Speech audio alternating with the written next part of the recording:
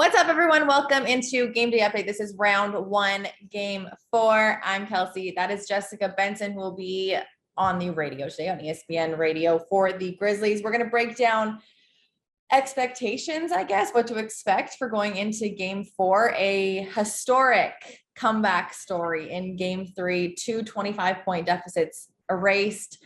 It's going to be how the Grizzlies kind of come into that and respond and internalize that versus how the Timberwolves respond to giving up that deficit, Jessica. And I'm curious what you think going into this game, how, like, what team comes out of that learning more?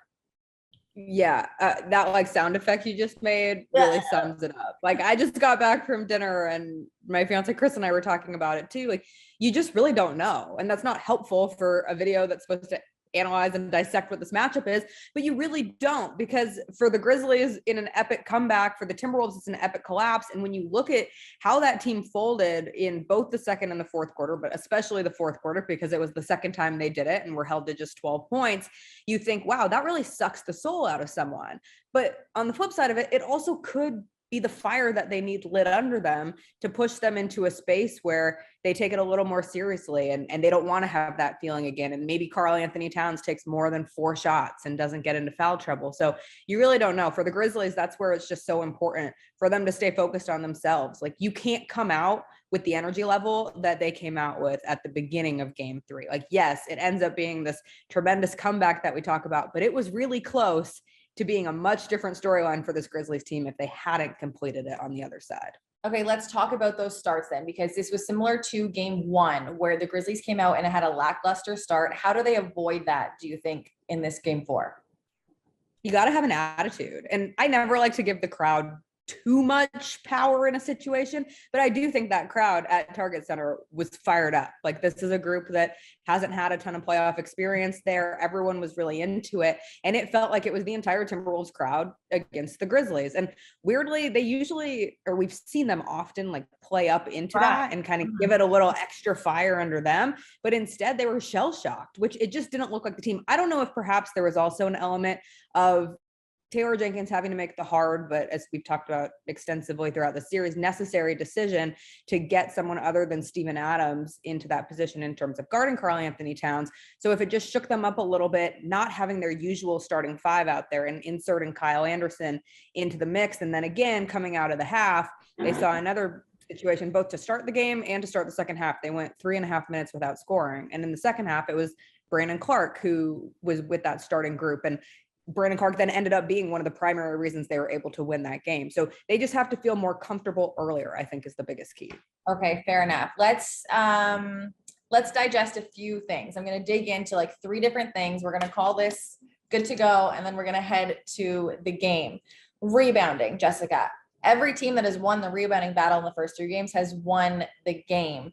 The Grizzlies lead in second chance points, obviously, throughout the regular season. They're also doing that now in the playoffs, leading the playoffs in second chance points. They're averaging 21 points, I think, so second chance points in the last 2 games.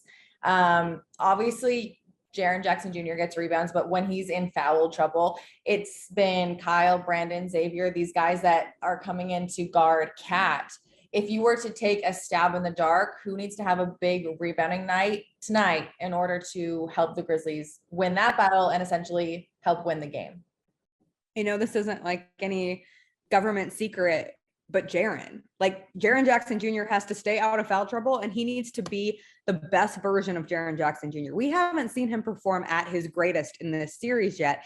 And if he can have that game, I don't think we're talking about a close game whatsoever. I think that's the difference maker between this being a series and the Grizzlies running away with this. If Jaren Jackson Jr. can level it up and assert his dominance, and a huge part of that is staying on the court, but he can be that guy who allows this team to take a step forward and look like, hey, we're the 2 seed. Not only do we have John Morant, we have Jaren Jackson Jr., we have the depth, we have all of those pieces in place to kind of assert their dominance.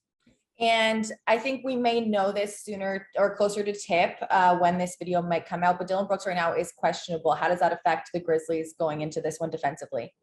You really need him defensively. I mean, he's been huge. And I know D'Angelo Russell just had his best game of the series and it was best in terms of production value, but there were still moments where you looked at him and you were like, oh, Dillon Brooks is on the court, and this is why he was able to succeed so well in the regular season, because Dillon Brooks wasn't in any of those 4 games.